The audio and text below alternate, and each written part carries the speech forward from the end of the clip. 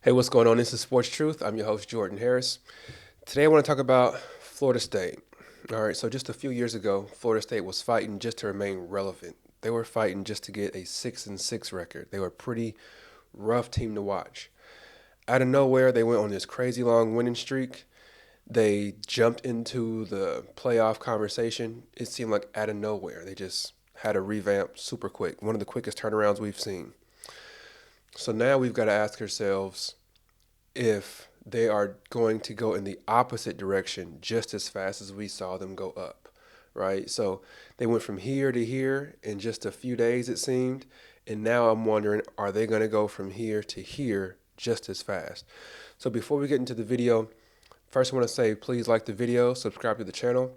We've got some pretty lofty goals around here to get 1,000 subscribers by the end of the year, which would be like the 2.5 month mark of this channel.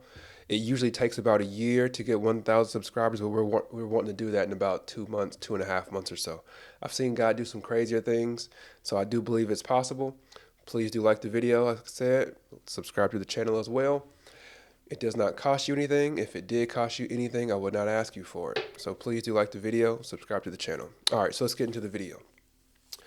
It's getting to the point now where I have to ask myself and ask fans, is Florida State headed towards an implosion? Like, are they imploding right now? And it's not a crazy question. So what I want to do in this video is I want to recap some of the strangest things that I've seen as far as where they were just a couple months ago and go through the timeline of all these crazy happenings that's happened that makes me go like, man, they might be headed towards a pretty rough season.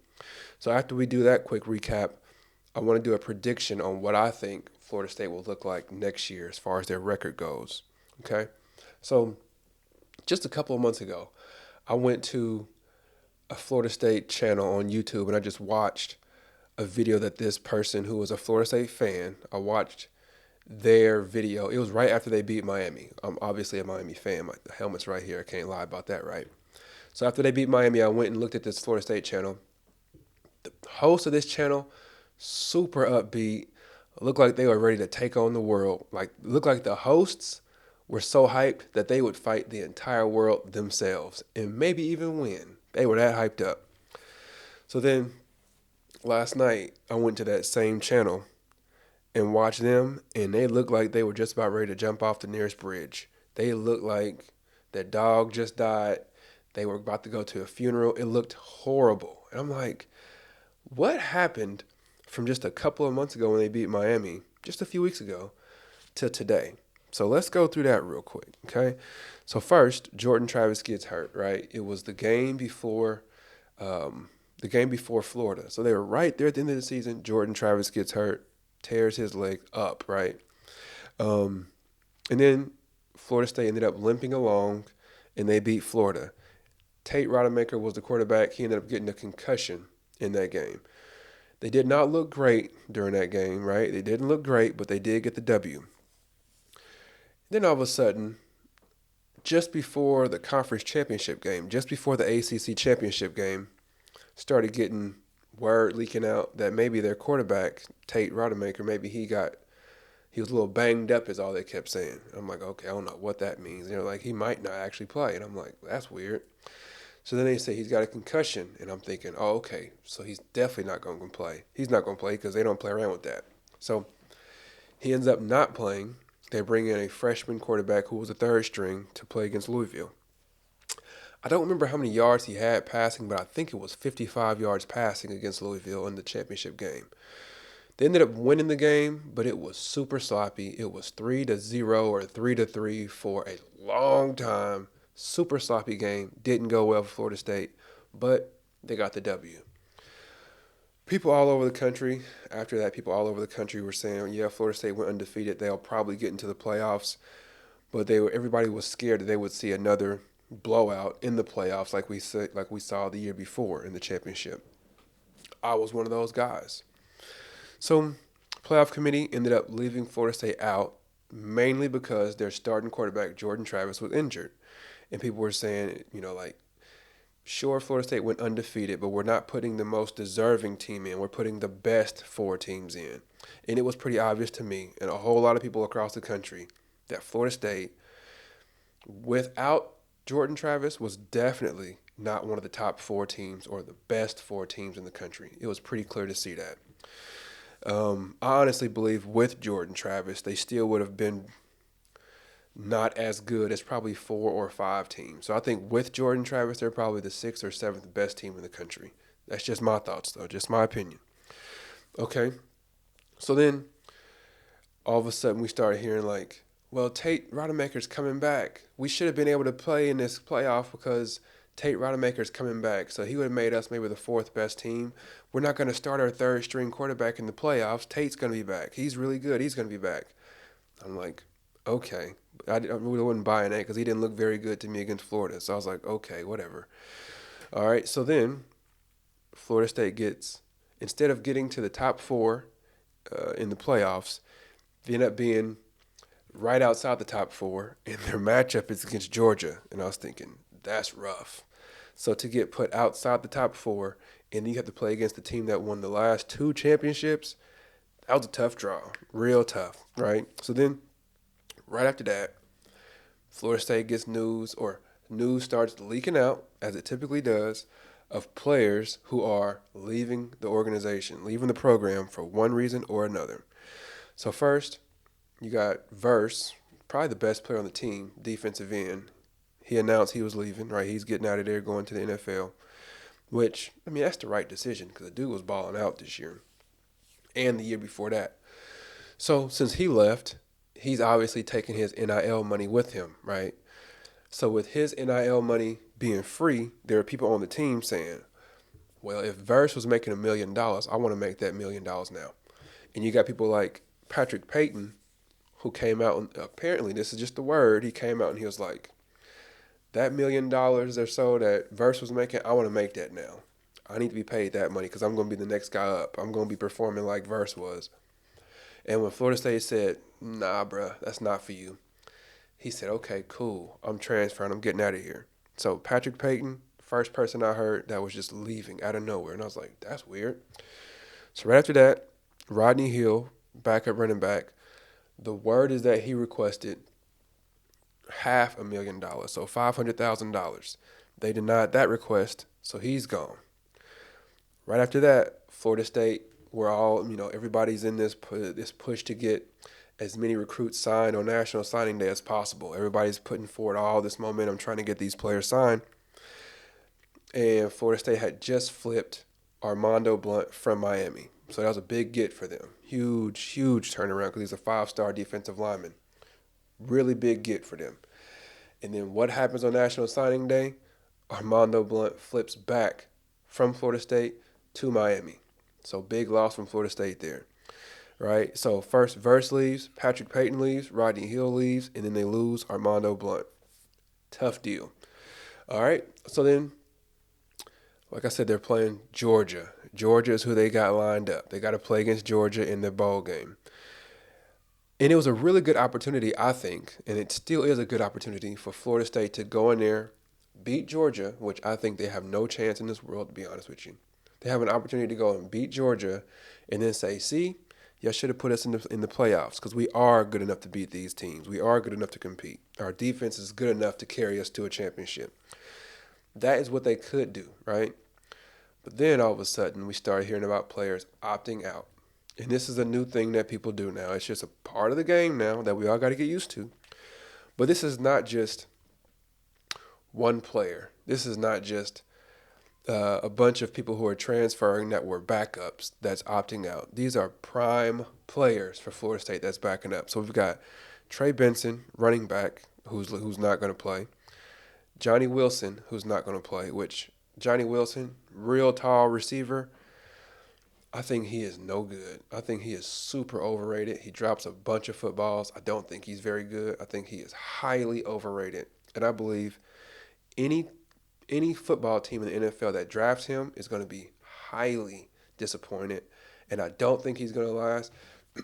You can come back and look at this video in 2 years. I'm going to say this. I don't think he'll last 2 years in the NFL. I don't care where he gets drafted. He could be drafted number 1 overall. 2 years from that draft day, he will not be in the NFL anymore. I'm just going to put that out there. All right. So, wide receiver Keon Coleman, He's not playing. So I think Verse and Coleman, I think they are two ballers on Florida State's team. I think those are the two players that I look at and I go, I don't care what team they play for, they gonna stand out. They are super studs as far as you ask me. Keon Coleman and Verse, I think they are ridiculous. Everybody else I think are just fine. Jaheim Bell, the tight end, he opted out. And then defensive tackle Fabian Lovett, he opted out as well. So these are like, and then you got Jordan Travis who's injured, obviously. So their best players, seriously, their best players, basically at every position, has opted out against playing against the best team in college football. As far as I think Georgia's probably the best team, even though they lost to Alabama. I think Georgia's probably the best team. They just lost the game at the wrong time. But playing against Georgia and then you have these players sitting out, I think it's about to get super ugly for Florida State during that game. Just my opinion. Okay? So then right after that, Florida State called an emergency meeting out of nowhere, surprised everybody, surprised the analysts, surprised everybody. Called a surprise meeting with the ACC. Next thing you know, they're saying that they're suing the ACC and they're trying to get out of the conference. Next thing you know, the ACC is supposedly, reportedly, supposed to be working to sue Florida State for breach of contract of trying to leave the conference. So that looked super ugly. Okay? And then, right on the tail end of that, we hear that there's that Florida State savior, Tate Rodemaker, is transferring in the transfer portal. I'm like, say it ain't so, Florida State. Not the guy that you were hanging your hat on as being able to come in and usher you to a championship. This guy that was really good, and hey, don't act like the team that beat Louisville in the ACC championship. Don't act like that team is the team that's going to be in the playoffs. No, we're going to have Tate Rodemaker leading us. This is going to be a far better team. So that guy, this guy that y'all are talking about, acting as if he's like some savior or something, he's leaving. So those are all the things that happened in this timeline, and it's just been like a couple of weeks. So they went from having this world beater, or Florida State went from having this world beater mentality to all of a sudden seem like all momentum has stopped. All momentum has stopped. And it almost looks like it's imploding. Like you got the fans who are crying and complaining about this and that. You've got people across the country who are wanting to cry for Florida State for not getting into the playoffs. You got all these players who are graduating or leaving the program out of nowhere. And then it just looks kind of ugly from my perspective.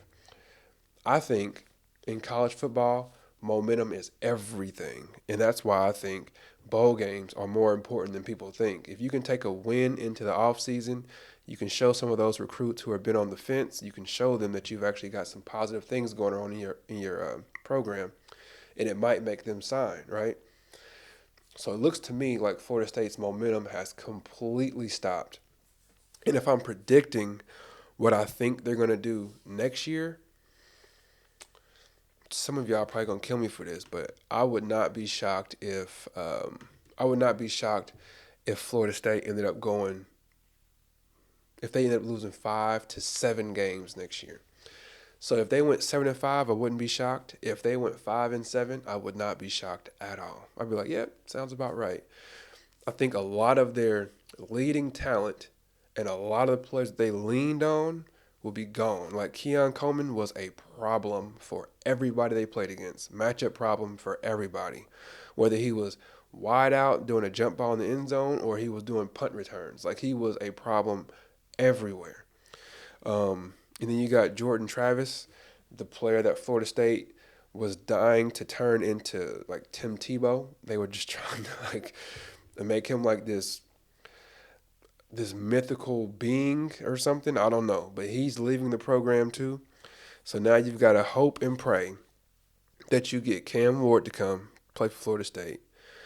If he does not play for Florida State and you bring in like DJU or somebody like that, it's probably going to be 6-6 or 5-7. If you do get Cam Ward, you'll probably go 7-5 or 8-4, somewhere in that range.